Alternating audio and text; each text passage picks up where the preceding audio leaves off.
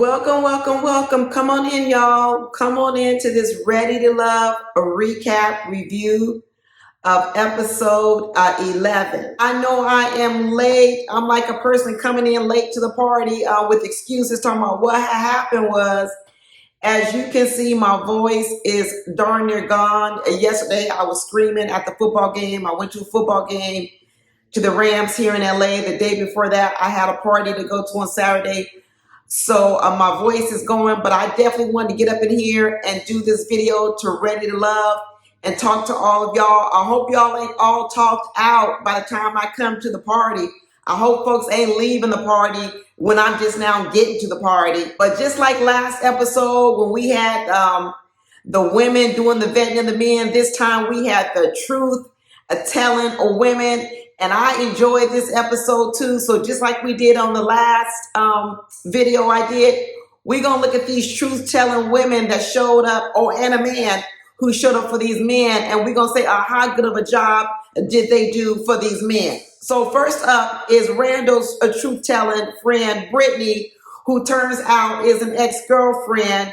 And she says, she a real truth-teller. Now, the first thing I noticed about Brittany is she was wearing a ring, y'all. So I like to look at that kind of stuff because I want to know is this girl, ex-girlfriend, a person still out here on the dating market, or has she already gone on and found her man after Randall? And what I saw was she had on a wedding ring, so either it's an engagement ring or a wedding ring, I don't know, promise ring or something. So it tells me that she does have a significant other. And you know what Brittany did for me? Brittany confirmed what I know about Randall, and that Randall is lazy in relationships, because one of the first things that Brittany said was, Randall has some growth. He's pulling out chairs now, which means to tell me, like I told you before, Randall don't do much for women. And even Brittany noticed, wow, he's doing a little bit more this time. I also thought it was ironic that for the first time, Randall even looked like he might have even combed his hair, fluffed his hair out a little bit, and he put on some pants. So he's already done more for Brittany showing up than he did for these women when he was dating these women by himself. He didn't have on them shorts with those tube socks. He combed his hair, looked like he brushed his beard a little bit, and he put on some pants. So kudos to Randall for doing something a little bit more, but it's ironic that he did it for Brittany. Now, the first thing I keep noticing with Kayla, because Kayla was one of the girls, one of the women, so it's Kayla, Jamala, and Trinika, is that Kayla, she's competitive. And anytime her competition comes around, she either gives a real crazy look, rolls her eyes, or she sort of sinks into her shell. And when she was there and Jamala walked in the room, you could definitely see the change on Kayla's face when Jamala walked into the room. Because like I told you last week, Kayla is quite aware that of the three women, Jamala is so far in the top position for Kayla. And Kayla knows this. But the thing about it is Kayla is competitive. Not only do I see it in her remarks when she was talking about Jamala, talking about, slow down, girl, slow your roll. You act like you can win him. That was like throwing some shade. That's some hater type stuff. And there have been three other people who have mentioned Kayla's competitiveness. Mike mentioned it when they went out on the date at that pool table. He said, I'm inviting Kayla to play some pool because she's competitive. He even mentioned it. And then also the other person that mentioned it was at this week's deliberation for the men. Swayze mentioned about Kayla that she reminded him when they talk about women at the men's fire station, she's a one-upper. You tell her something, she wants to one-up you. Kayla is competitive. Not only with men, she's competitive with women. I think this young lady, Brittany, did a good job as a person vetting the friends. One of the things she also mentioned when she was peeping out the different women, she also said that Randall needs a woman that will be there for him. Hope everybody heard that. A woman that will be there for him. Like I said, I really do believe that Randall is sort of lazy and he needs a woman to really drag and pull him along in a lot of areas. Not just an initiative of the relationship, but probably also initiative in life. And I think that's what Brittany was talking about. Because what Brittany said is, although they dated for a couple of years, she said, we really should have never dated. We're better off as friends. And Brittany actually has a more of a assertive personality. I think Brittany got tired of trying to pull along Randall. She got tired of this pulling of Randall, and she says, I'm out, because she really wants to run a little bit faster. And she decided, I'm out. I'm going to find me another man who wants to move at the pace I want.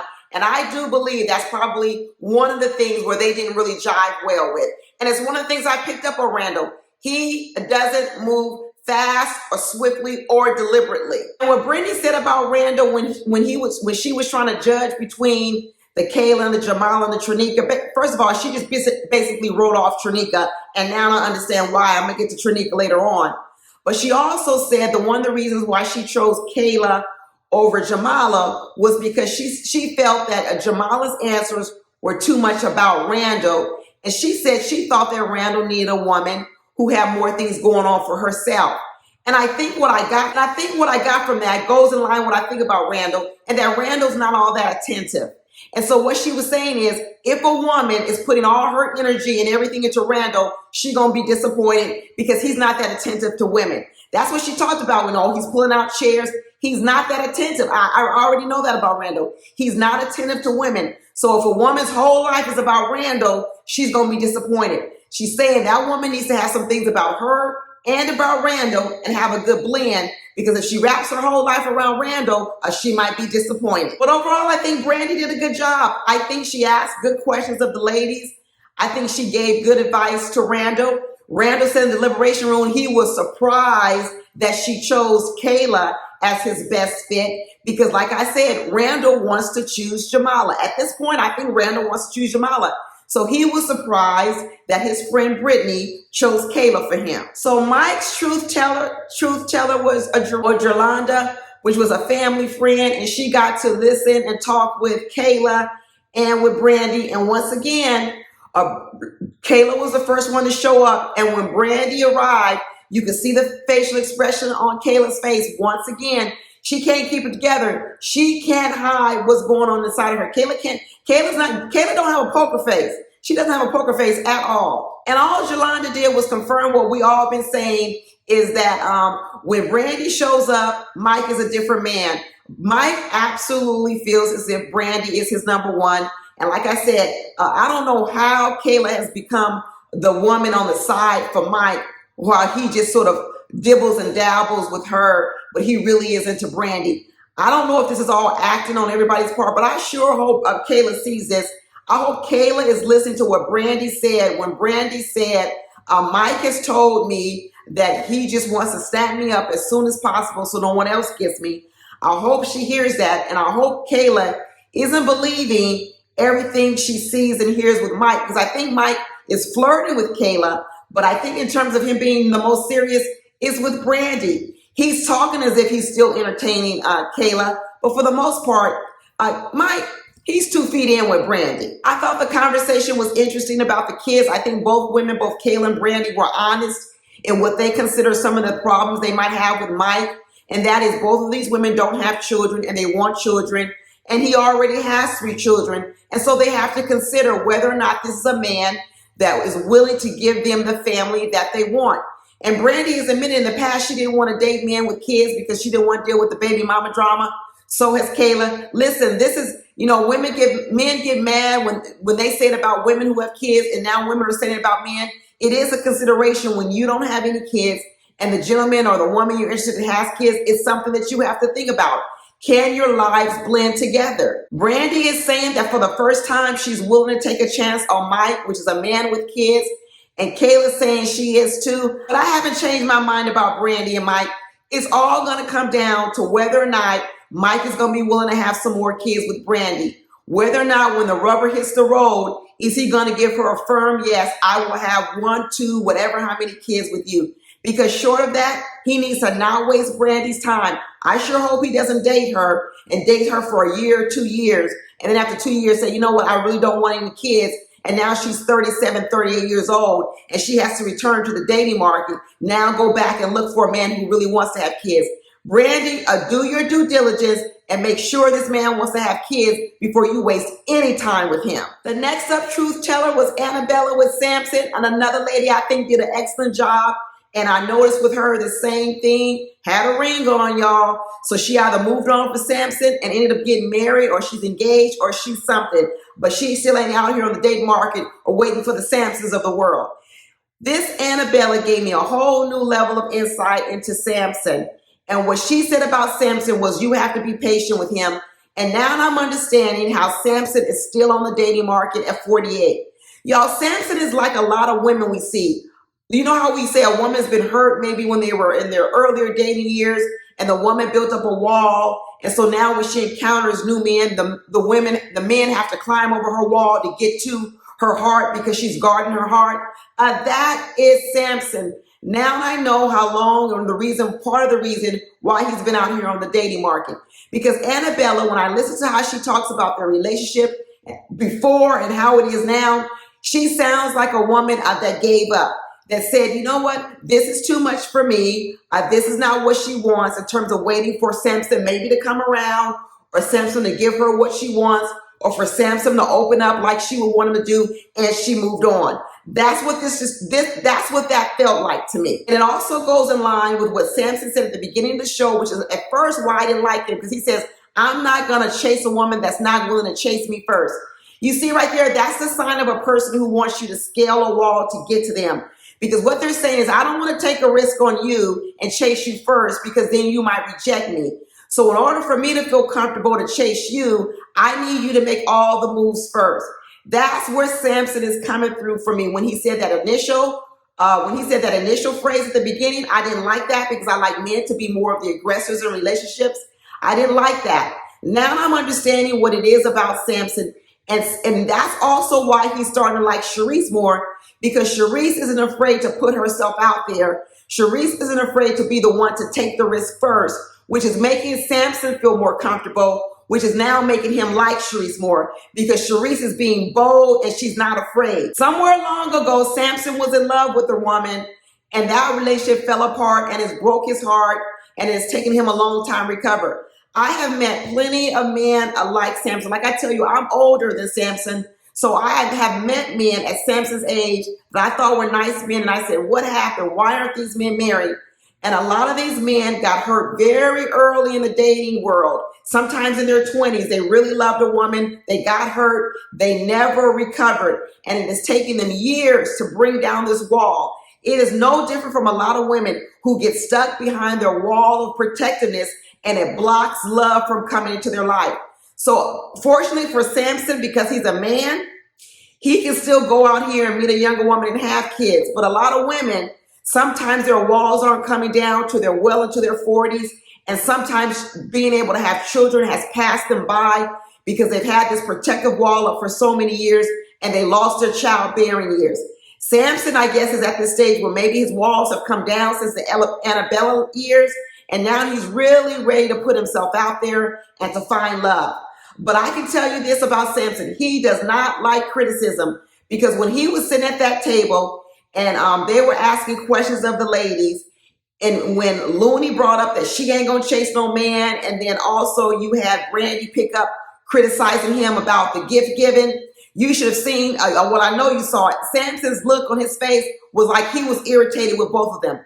He does not like constructive criticism. He takes it very harshly. Inside of Samson is a fragile man. You can tell. Like I said, you could tell something has happened in Samson's life that has made him not be able to take constructive criticism well, and he's kind of a fragile person on the inside. I really didn't like Looney's comment about Sharice, was saying Sharice was coming off as a pygmy, because Sharice said that she was willing to fight for Samson. I really don't like this term, a pygmy out here. And I think it's one of the things that's going to hamper Looney in the dating world. Because the perspective that Looney is coming from is that you don't need to do anything in order to bond with another person. I disagree with that. I don't think women should chase men, but I also don't think that you should just be the type of person where you come as you are and you don't think you need to put forth any effort. And that statement that Looney made in terms of, oh, I'm just going to be who I am, and if it is for me, you come for me. No, because let me tell you, once you get in a relationship, you actually have to fight to keep that relationship alive and thriving. So if someone tells me they're not even willing to put forth effort in the beginning, then what you going to do when you get inside the relationship? I think Looney needs to change her perspective on that. I'm not saying she needs to chase men, but this notion that she doesn't have to so-called fight or put in effort in order to bond with a man, or even to pair with a man. I think that's the wrong perspective to have in the dating world. And let me tell you, I have said about Sharice is a fighter.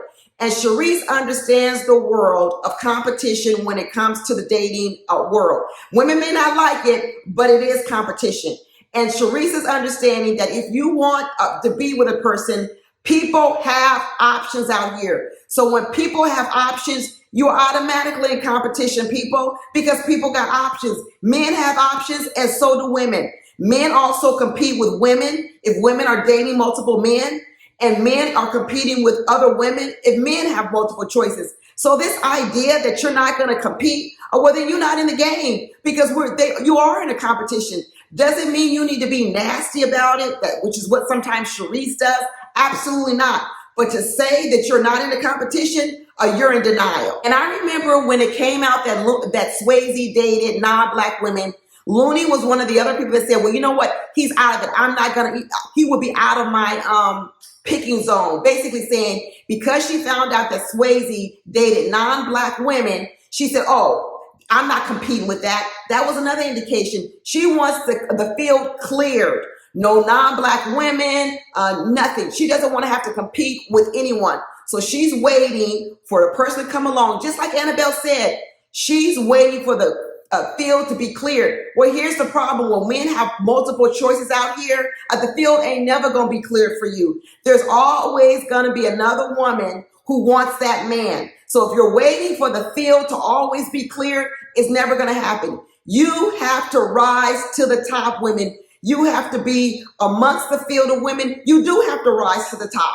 You can't wait for the field to be cleared. And just like when a woman is in demand, a man can't wait for the field to always be completely cleared, because if a woman is in demand, there's always going to be a man hanging around that also wants to get with that woman. So no person, man or woman, can be walking around in the dating world talking about, I'm not going to compete. That's ridiculous. It was further solidified in my notion that Brandy is not the woman for Samson, because she brought up this gift-giving thing again. Now, Brandy's stance is that because Samson gave gifts to all the women when he greeted them, flowers, gifts, candles, books, whatever, Brandy said, I didn't feel special and I didn't feel like I was the top. So what she's saying is, I would have preferred that I was the only one that got gifts and no one else got gifts. Well, Brandy, here's the problem, which I always told you about this thing about Brandy's as a little bit of, she's not used to things. That's called etiquette. Okay, it is called etiquette when men pull out chairs for women, open doors for women, bring gifts for women. When a man when it used to be man bought drinks for all the women in the women's circle, it didn't mean that you weren't special, but it meant that he was also practicing etiquette. And what Brandy is saying is, darn the etiquette, just do it for me. So what you want, Brandy, when you go out, you only want him to pull out your chair. You don't want him to pull out the chair of maybe your girlfriend. You want him to only open the door of you. You don't want him to open the door of maybe your girlfriend that's with you. She didn't understand that Samson was actually practicing some etiquette. He really wasn't trying to play game on all these women. Brandy has a lack of sophistication, which I told you about in the dating world. And this is why she attracts the men that she does. If Brandy wants to attract a different type of man, she's going to have to elevate herself. But I don't know. It doesn't seem like she really wants to do that. I like Brandy. I think she's a nice and sweet girl. But between the two, she's absolutely, in a lot of ways, more suited for Mike. I really hope Mike can deliver them babies, because they actually are better suited for each other. In the end, it was Looney who ended up going home, and it was Samson who delivered the news to her she was going home. I like the way that Samson put the twist on it that said, you're not ready to love any of us, and not necessarily telling Looney she wasn't ready to love at all. Randy took it all in stride. She didn't care. She wasn't interested in any of these men.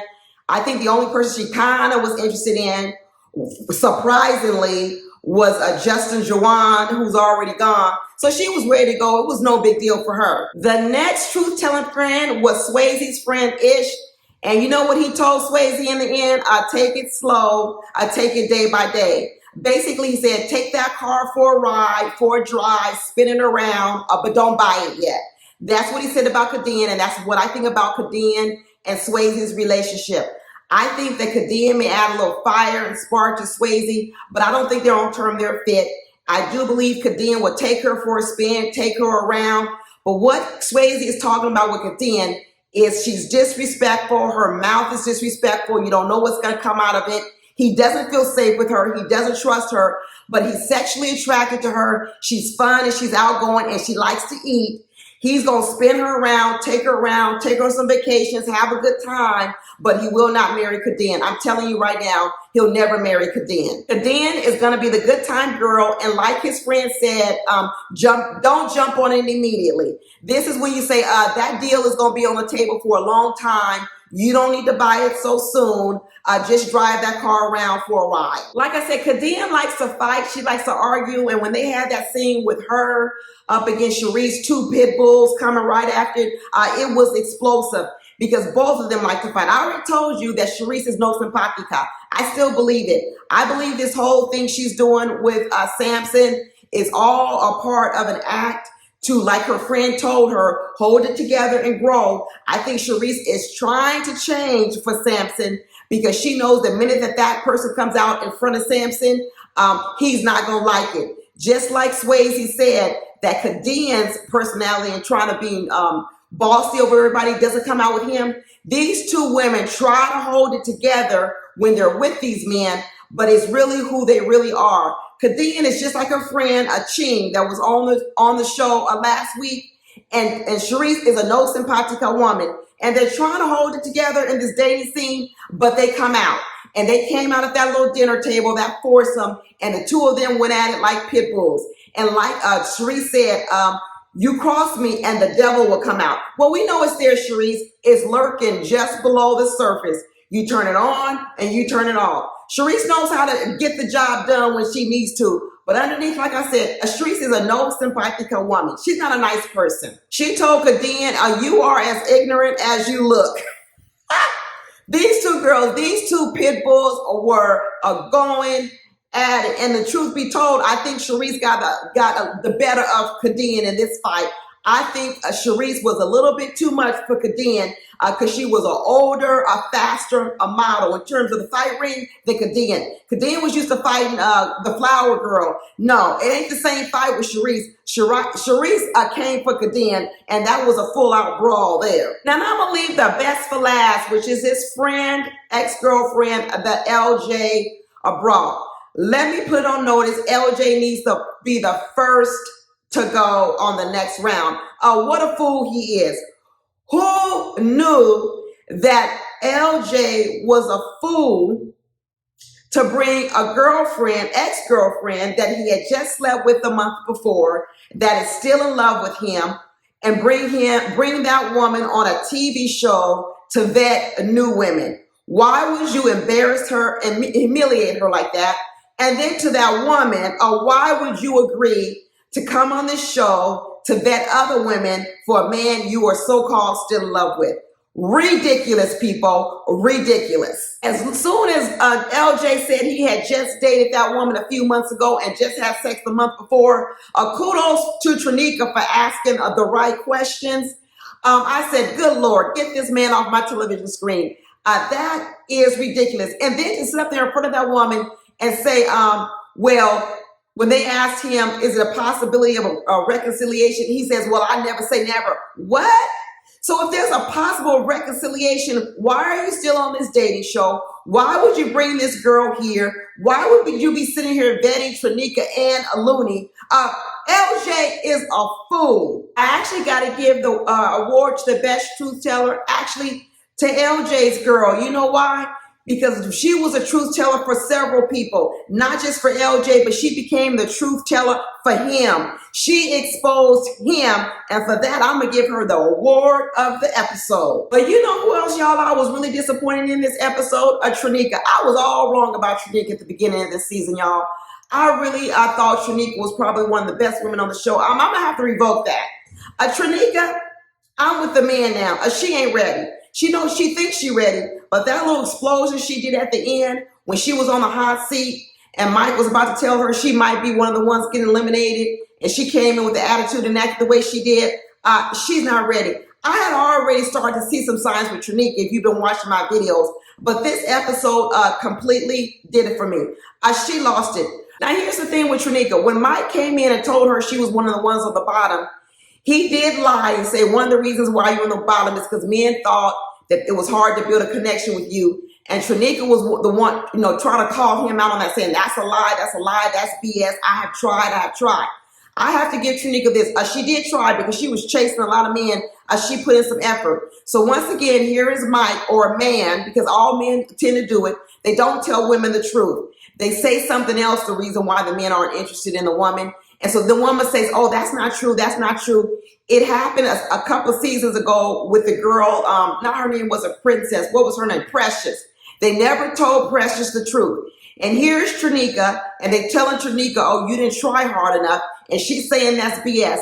They're really not telling Tranika the real story of why they're not interested in her. So Tranika, she may not even know the real reason why she wasn't chosen, because none of the men seem to be able to want to really hurt her feelings because they think that she's a nice girl. But when Tranika finally realized she wasn't getting eliminated, and Mike gave her the hug, and Tranika started wrapping her legs around Mike's waist, I said, what the heck?